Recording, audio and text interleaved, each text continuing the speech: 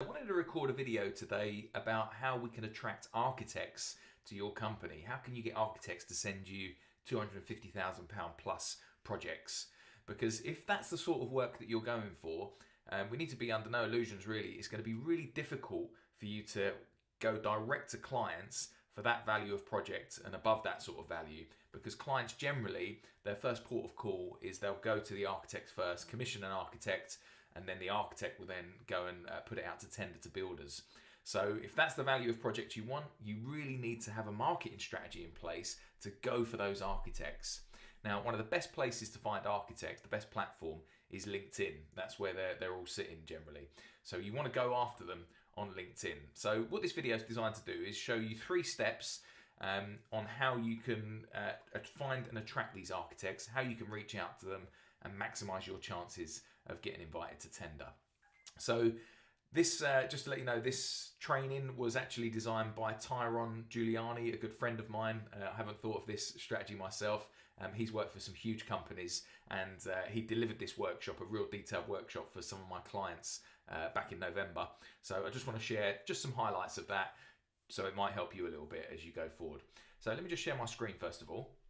Now, as I said, there were 3 steps. Step number 1 is you need to ensure that you maximize and leverage your profile page on LinkedIn. So this is what my profile page looks like.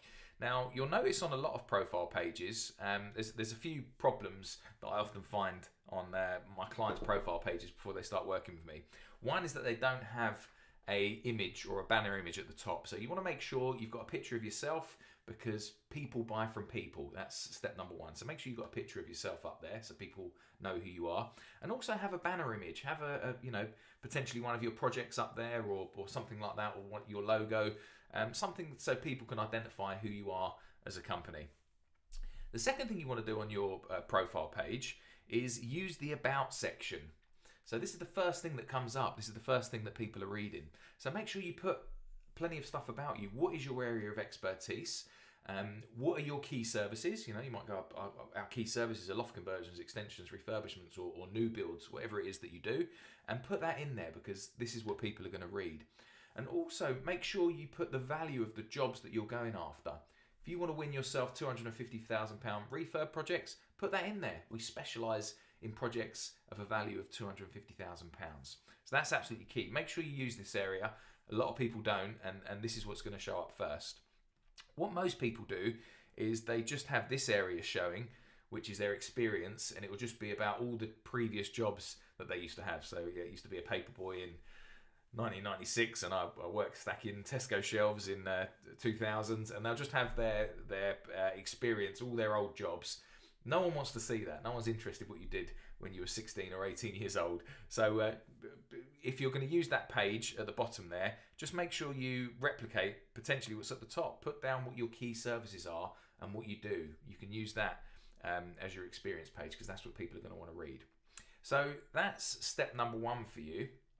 I hope that's nice and clear. Step number 1, leverage your profile page. Make it attractive, because people buy from people and they want to know what you're all about.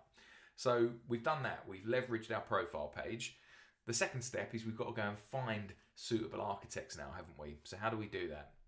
Let me share my screen again. So if I was going to do a search on LinkedIn at the top here, let's just do a search for architect, and we'll get a load of architects that will come up. Now what you want to do is come over to filters.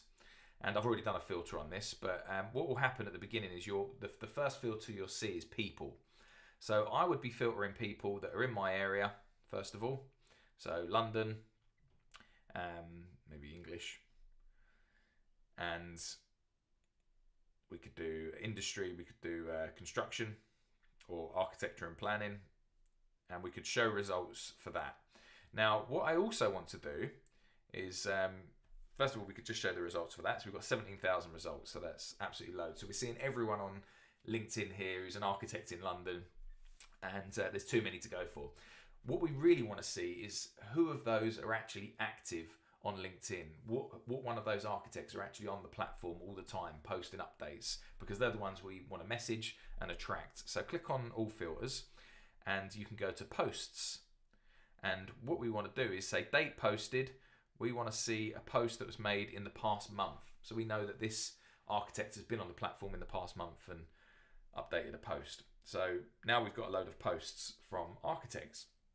Now what we then want to do is I would get someone in your admin team to start going through this, because there's still going to be ones on here that aren't suitable. So you can start looking through this and picking architects on here that you potentially want to be working with. So I would get a spreadsheet up and look for maybe 10 to 30 architects in a month that you think that's an architect I want to target. I've always wanted to be on their tender list. So get that written down and have your list of architects that you're going to go for. Then what I would be doing, once I've then targeted those architects, I would pick, one of those 10, say. Let's just scroll down a little bit here. So say, for example, I knew that I wanted to work with this company, Red Hat, and Yazir has just started to share that he's got a new position as a principal architect. So what I would then be doing is I would be adding a comment, and I'd say, Yazir, congratulations on your new post. Hopefully we can work with you one day, or something like that. Now, we all know, don't we, that if we receive a comment or a like or anything like that on our social media, especially if it's from someone we don't know, it makes us look at that, doesn't it? We pay attention. All of a sudden, that person's grabbed our attention a bit. So what I would then be doing is, with someone like Yazir, I would then be following him on LinkedIn. If he's actively posting on there, I'll be commenting on all his posts. So congratulations on winning that job. Maybe next time he does an update on a project that he's working on or something like that. So that project looks great, or whatever it is, just start commenting and posting on some of his posts. Once we've done that, we've made ourselves known to the architects, so they now know who we are. But really what we want is we want to get them to send us a tender, don't we? So let's say, for example, we've gone for Yazir and we think I've commented on maybe 3 to 5 of his posts. I would then reach out and try and do a direct connection to Yazir, try and become a first connection of his. So reach out and make that connection. Once that connection's been made, so that's step number 2. So step number 1, we've leveraged our profile page. Step number 2, we've identified architects who are active on the platform, and we've picked architects we're going to go for, and now we're commenting on their posts. The third step is we need to do what's called a pattern interrupt. So we need to make sure that when we send a message to this architect, it doesn't just get lost in the rest of the noise that we find on LinkedIn. I don't know if when you look at your messages, often it's just absolute nonsense and spam, isn't it? And you think, oh, I'm not going to bother replying to that. But we've got a little bit of advantage because Yazir knows who we are now, and he's seen us commenting, so he's more likely to respond to us. But nevertheless, we still want to do a pattern interrupt, and this is step number 3. So when you go and message them directly, what I would be doing is I would potentially go onto their website and either take a picture of their logo, or you would, if one of their posts is on LinkedIn and they've updated one of their projects and put a nice picture of one of their projects up, I'll be going over to that and screenshotting it and saving that photo. And then when you come into messaging in LinkedIn, copy and paste that photo into the LinkedIn message and then comment on it and say, oh, just noticed this project you've done. This looks great. Is this the type of project you regularly carry out? Something like that. This is a massive pattern interrupt because, as we said, all the noise that you see through LinkedIn, it's very rare that you'll see a photo posted in the messages in LinkedIn. So it's something different and it interrupts the pattern. And when it does it gets you to then engage them in a conversation. Now, there's a lot more involved to this strategy than just that. That's just briefly, I just want to do a quick 10-minute video for you. So they're the 3 things that you're looking at.